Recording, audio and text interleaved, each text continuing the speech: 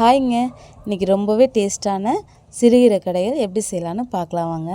இதுக்கு வந்து பார்த்திங்கன்னா துவரம் பருப்பும் சிறுகீரையும் தாங்க எடுத்திருக்கேன். இது உடம்புக்கு ரொம்பவே குளிர்ச்சியானது, குழந்தைங்களுக்குமே ரொம்ப ஆரோக்கியமானதுங்க. இது மாதிரி பிடிக்கலன்னு சொல்கிறவங்க கூட விரும்பி சாப்பிடுவாங்க.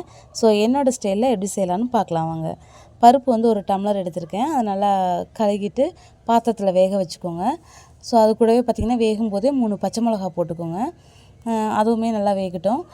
கீரை பார்த்திங்கன்னா ஒரு கட்டு இலைகளை மட்டும் ஆஞ்சு வச்சுருக்கேங்க. தண்டு எதுவுமே இதில் நம்ம சேர்க்கல, வெறும் இலைகளை மட்டும் ஆஞ்சு வாஷ் பண்ணி வச்சுருக்கேன். ஸோ அதையுமே இதில் போட்டுக்கலாம். போட்டுட்டு நல்லா மிக்ஸ் பண்ணி விட்டுருங்க. இது கூட பார்த்திங்கன்னா நம்ம சின்ன வெங்காயம், பூண்டு, 3 தக்காளி, இது 3யுமே அதில் சேர்க்க போகிறோம். வேகும்போதே பச்சையாக அப்படியே சேர்க்க போகிறோம். பெரிய வெங்காயம் பார்த்திங்கன்னா தாளிப்புக்காக. அப்புறம் சீரகம் மிளகும் போட்டுக்கோங்க. போட்டு மஞ்சத்தூள் போட்டுக்கோங்க.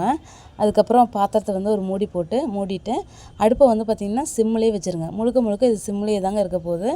நல்ல பருப்பு கீரை இது எல்லாமே நல்லா வேகட்டும். நல்லா மசிச்சு விட்ற கரண்டிலே நல்லா மசிச்சு விடுற அளவுக்கு வேகட்டுங்க. நல்லா கடைஞ்சிட்டு பார்த்திங்கன்னா இதுக்கு புளி வந்து ஊற வச்சுக்கலாம்.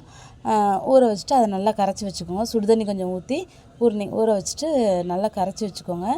பருப்பும் கீரையும் வெந்தவுடனே தக்காளி எல்லாமே மத்து போட்டு நல்லா மசிச்சு விட்டுக்கோங்க. முடிஞ்ச அளவு எந்த அளவு கடைய முடியுமோ அந்த அளவு கடைஞ்சிக்கோங்க. கடைஞ்சிட்டு புளி கரைச்சலையும் அதில் ஊற்றி நல்லா கொதிய வச்சுட்ருக்கேன் இந்த அடுப்பில். ஸோ இந்த பக்கம் பார்த்திங்கன்னா தாளிப்புக்கு பார்த்திங்கன்னா ஆயில் விட்டு கடுகு, உளுந்து, அப்புறம் பார்த்திங்கன்னா பெருங்காயத்தூளும் போட்டிருக்கேன், வரமிளகா, வெங்காயம், கருவேப்பிலை இதெல்லாம் போட்டு நல்லா தாளிச்சிட்டு அது கொதிஞ்சது இந்த அளவு எனக்கு போதுங்க. அதனால் பவுலில் எடுத்துகிட்டு அந்த தாளிப்பை வந்து இதில் கொட்டி நல்லா மிக்ஸ் பண்ணிட்டேன். ஸோ ரொம்பவே டேஸ்ட்டாக இருக்கும். இதில் தண்ணி வேணால் நீங்கள் கொஞ்சம் ஆட் பண்ணிக்கலாங்க உங்களுக்கு வேணுங்கிற மாதிரி. நான் கொஞ்சம் திக்காகவே இருக்கட்டும்னு இந்த மாதிரி விட்டுட்டேன். ஸோ ரொம்ப டேஸ்ட்டாக இருக்கும். சமைச்சு பார்த்துட்டு எப்படி இருக்குன்னு சொல்லுங்கள். பாய்.